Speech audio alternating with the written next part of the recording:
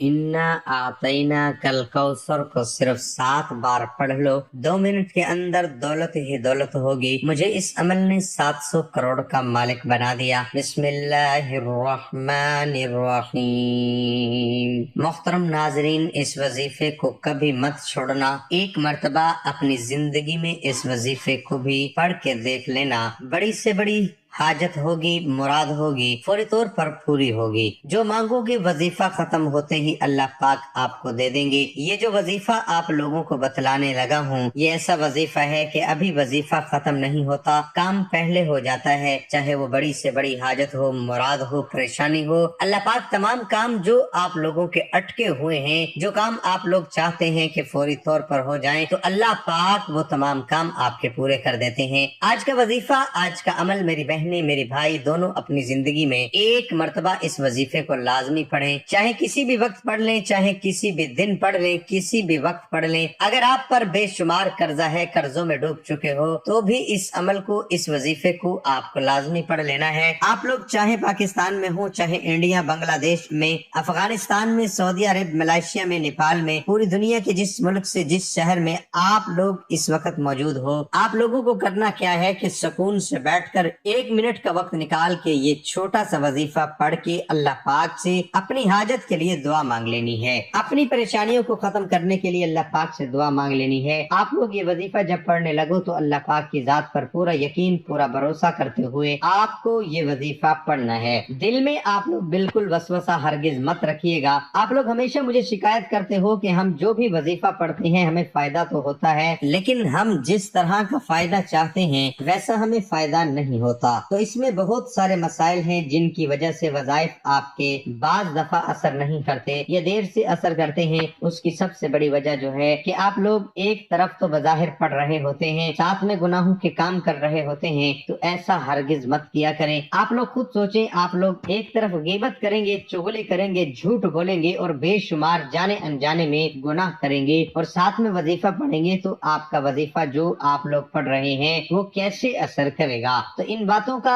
आपको ख्याल रखना है। और आप लोग जब भी वजीफा पढ़ने लगे तो आप लोग क्या करते हैं, सबको बताना शुरू कर देते हैं कि मैं ये वजीफा आज पढ़ रहा हूँ या कल पढ़ूंगा। तो इस तरह हरगिज मत करें। जब भी कोई वजीफा पढ़े, जब तक आपकी हाजत या मुराद पूरी ना हो जाए तब तक आप किसी को कुछ मत कहें। चुपचाप खामोशी से आपको ये अमल कर लेना है। तो इन तमाम बातों का आप लोग ख्याल रखें तो इंशाल्लाह आप लोगों को जरूर फायदा होगा। दुनिया में हर अमीर गरीब नेक बद को कानून कुदरत के तहत दुखों को, मार परेशानियों से किसी न किसी शक्ल में जरूर वास्ता पड़ता है, लेकिन वो इंसान खुशकिस्मत है जो इस गम, दुख और परेशानी को सब्र और हौसले के साथ बर्दाश्त करके खुदा की खुशनुदी हासिल कर लेता है। ये दुनिया मुसीबतों, परेशानी और गमों का घर है। बाज लोग औलाद की नाफरमानी की वजह से परेशान हैं, तो बाज खवातीन अपने खाविन के बेराह रवि के मुतालिक गमगीन रहती हैं। कुछ लोग माल असबाब के खत्म हो जाने पर गम में डूबे रहते हैं, तो बाज लोगों को औलाद ना होने का गम सताए रहता है। शायद इसीलिए खुदावंद आलम ने सूरह बलद की 4थी आयत में फरमाया, यकीनन हमने इंसान को बड़ी मुशक्कत में पैदा किया है। गम, दुख और परेशानी का आ जाना कोई नई बात नहीं, बल्कि इससे तो कायनात के अफजल तरीन इंसानों यानी अंबिया कराम भी रूबरू हुए हैं। कायनात के सरदार अंबिया को भी एक गम था कि जिसका तज़किरा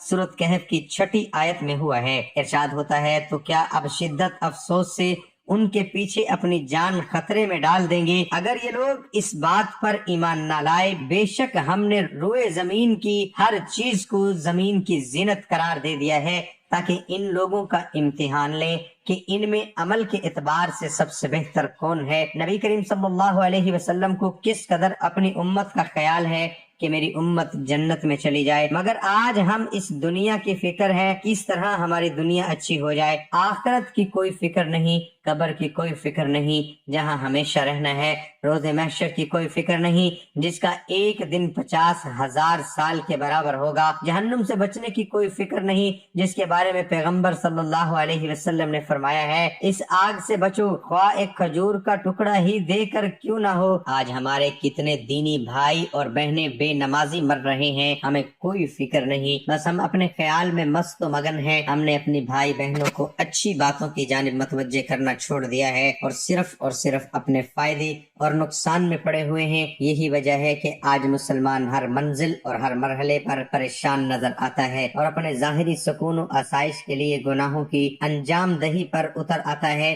یہی وجہ ہے کہ آج شیطانی قوتیں ان پر مسلط ہو گئی ہیں۔ اب سوال یہ پیدا ہوتا ہے کہ آخر ہم کس طرح ان دکھوں، دردوں اور پریشانیوں سے نجات پیدا کریں۔ اس سلسلے میں سب سے اہم چیز یہ ہے کہ مسلمان اپنے عقائد کی اصلاح کرے، کیونکہ بے شمار دکھوں، غموں اور پریشانیوں کی بنیادی وجہ عقیدے کی خرابی ہے۔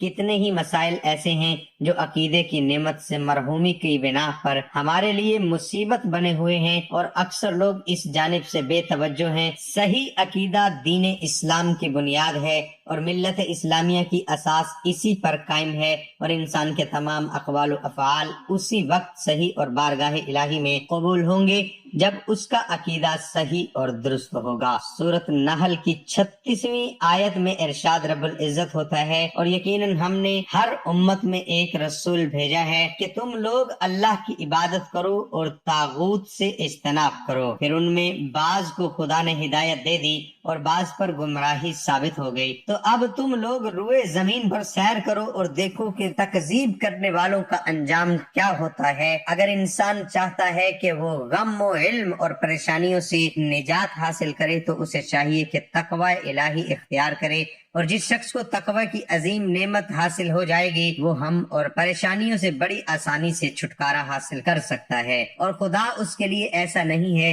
اور کشادگی پیدا کر دے گا، وہ اندازہ بھی نہیں کر سکے گا۔ اس کے لیے ہم سب کو چاہیے کہ ہم اللہ اور اس کے رسول کے بتائے ہوئے طریقوں پر عمل کریں اور سنت رسول کی پیروی کریں، تاکہ ہم مزید گناہوں اور پریشانیوں سے بچ سکیں۔ اور جو وظیفہ آج ہم آپ کو بتانے جا رہے ہیں یہ اللہ تعالیٰ کی خوشنودی حاصل کرنے اور پریشانیوں سے نجات حاصل کرنے کا بہترین ذریعہ ہے۔ اس لیے جب بھی یہ وظیفہ کریں اپنے رب پر یقین کرتے ہوئے اس وظیفے کو کرنا، اور کچھ باتوں کا خیال رکھنا ضروری ہے، وہ یہ کہ جب بھی وظیفہ پڑھیں آپ کو کسی کو بتانے کی ضرورت نہیں ہے، چپ چاپ خاموشی سے وظیفہ پڑھنا شروع کر دیں۔ آج کا وظیفہ، آج کا عمل سمجھ لیں۔ اب وظیفے میں آپ لوگوں کو بتانے لگا ہوں، جیسا کہ میں نے آپ کو پہلے بتایا، آج کا جو وظیفہ ہے یہ بہت ہی طاقتور وظیفہ ہے۔ یہ سمجھ لیں کہ یہ وظیفہ دولت کا ایک بادشاہ وظیفہ ہے۔ اس وظیفے کو پڑھنے والے کی زندگی میں فوری طور پر پیسہ دولت آنا شروع ہو جاتی ہے، فوری طور پر اس کی زندگی میں اتنی تبدیلی آتی ہے کہ میں نے خود کئی مرتبہ کئی لوگوں کو یہ وظیفہ بتایا ہے۔ میں نے ان کے مشکل دنوں میں یہ وظیفہ بتایا،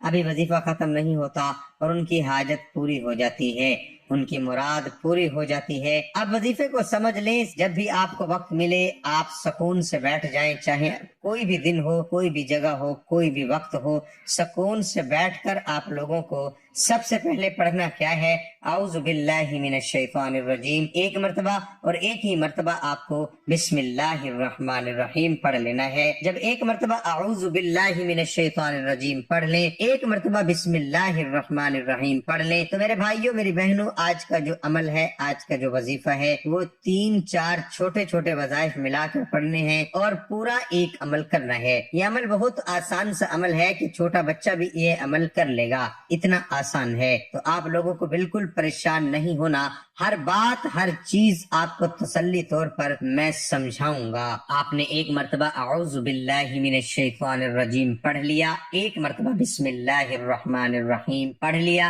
لا الہ الا اللہ محمد الرسول اللہ پہلا کلمہ 7 مرتبہ پڑھ لینا ہے۔ 7 مرتبہ جب پہلا کلمہ پڑھ لیں تو اس کے بعد آپ لوگوں کو ایک مرتبہ درود پاک پڑھ کے یہ وظیفہ، یہ عمل شروع کر دینا ہے۔ ایک مرتبہ کوئی سا بھی درود پاک پڑھ سکتے ہیں، آپ لوگ درود ابراہیمی پڑھ لیں، صلی اللہ علی محمد پڑھ لیں، صلی اللہ علیہ وآلہ وسلم پڑھ لیں، جو درود پاک آپ پڑھنا چاہیں کم سے کم آپ لوگوں کو ایک مرتبہ لازمی پڑھ لیجئے گا۔ ایک مرتبہ میرے ساتھ بھی درود پاک پڑھ لیں تاکہ ثواب ہو۔ اللہم صلی علی محمد وعلی آل محمد کما صلیت علی ابراہیم وعلی آل ابراہیم انک حمید مجید۔ اللہم بارک علی محمد وعلی آل محمد کما بارکت علی ابراہیم وعلی آل ابراہیم انک حمید مجید۔ جب آپ لوگوں نے ایک مرتبہ درود پاک پڑھ لیا تو اس کے بعد آپ لوگوں کو فوراً جو وظیفہ پڑھنا ہے وہ وظیفہ سورۃ کوثر کا ہے، انا اعطیناک الکوثر فصل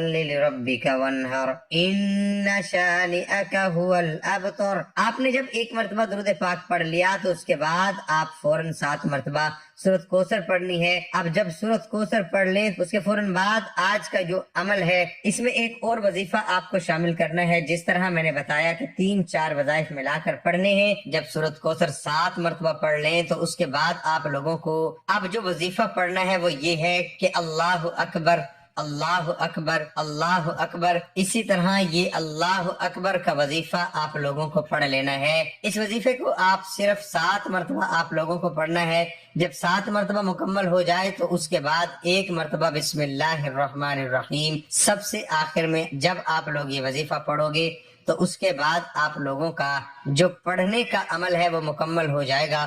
اس کے بعد آپ نے درود پاک پڑھ لینا ہے، جو درود پاک آپ نے شروع میں پڑھا تھا، جو وظیفہ شروع کرتے وقت پڑھا تھا، وہی وظیفہ جب ختم ہو تو آپ کو یہ درود پاک آخر میں بھی پڑھ لینا ہے۔ اور پھر آپ کو کرنا کیا ہے کہ دونوں ہاتھ دعا کے لیے اٹھانے ہیں اور اللہ پاک سے اپنی تمام حاجتوں کے لیے، پریشانیوں کے لیے خوب دعا مانگنی ہے۔ جتنی آپ کی حاجت ہو، مراد ہو، اس کے لیے اللہ پاک سے خوب رو رو کر گڑ گڑا کر دعا مانگیے گا۔